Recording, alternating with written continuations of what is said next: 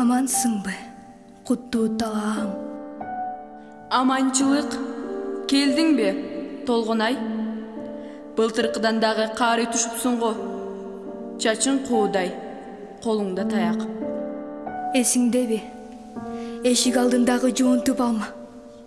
Ошол жылы калың гүлдөп, кайра күч алып, жашаргандай сеңселип, шамал тийгенде бутактарынан аппак көкөм себелеп атты. Алма гүлдөгөндө хавада көк кашка булактай тунукталып, не бир таза булут эмеспи. Ушинтип олтурганымда көчөдөн пошточу темир чал келип калды. Аруа Толгонай деп анча сөзгө келе бербей, сага кат бар беле дегендей шашылып сумкасына аңтарып кат берди. Кимден экен десем, Майсалбектен көрүнөт деди. Сүйүнгөнүмөн демейде Майсалбектин каттары 3 бурчтуу болчу эле. Бул жолкусунда басма менен басылган, сырты калың, атлес кагаз экендигинен капарыма деле ала бербептирмин. Ушул маалда бутун сүйрөп, Балдакжан Бектурсун кирип келип калды. Майсалбектен кат келди, бери олтуруп окуп бере салчы десем, колу калтырап, катты араң ачты да окуй баштады.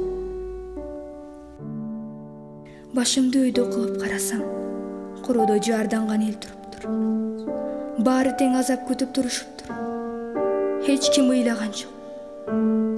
Балам эч кимди ыйлабасын деген турбай. Кайран балам, кайран кат. Айланайын тууган жер.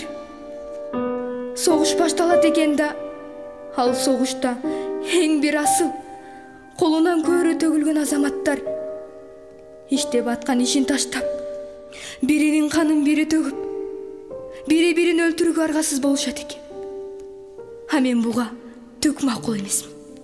Табигаттын жандуудан эң бийик жараткан адам баласыбы? Дүйнөнү чарк имирген ким? Адам баласыбы? Андай экен бири-бирине залал келтирбей, тынчтыкта жашай алышпайбы? Айтчы, сырдаш талаам, айтчы, айткын жыныңды, сырдаш талаам.